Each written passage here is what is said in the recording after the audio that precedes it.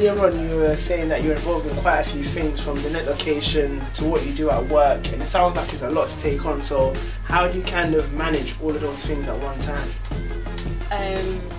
I think that's like passion keeps you involved in the things you want to be involved with. So as long as you've got passion for something, you find time to manage it. Time management's important, and just also like prioritising what comes where. And I think, yeah, as long as you have a passion for something, you can do whatever you want in the world. That's what I believe anyway. What about you? How do you manage your time? I think there's like 3 jobs you mentioned. I know, but they were one after each other, and I kind of always try and plan ahead. So a lot of people would say, oh, in 2011 I'm going to do this, but I don't really look at the time scale like that. I just see I need to be in this place soon because this is what I want to do. So consulting was a love of mine. It suits my skill set. That's what I wanted to get into. So when I got into ENY and then they revealed that they would actually prefer for me to start September 2011, for me I had to plan what to do in the meantime, and I wanted to get more corporate experience and save up some money because I'm planning, God willing, to go traveling in South America for 3 months as well. So that's how I kind of manage my time.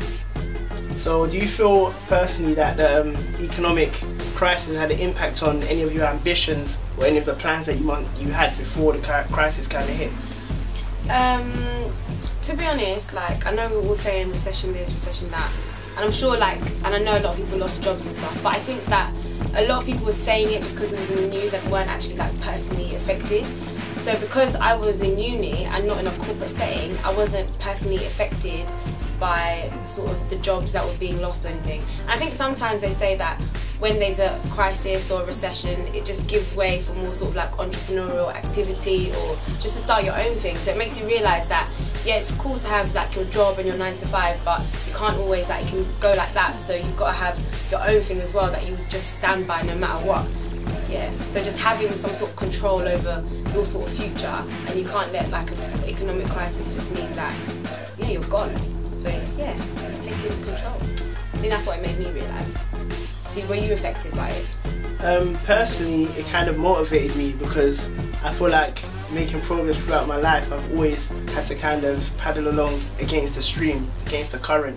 So the economic crisis for me made me feel like if I can make it in such a crisis, when times are booming, I'll definitely find success. And challenges have always been before me, so the crisis was nothing different to me. It feels like we were born into the crisis in a way. We haven't really had the job market when we've been out of the crisis since university, so it's become a norm for me. Well, did it affect your business though? Did it affect like Safirm or anything like that?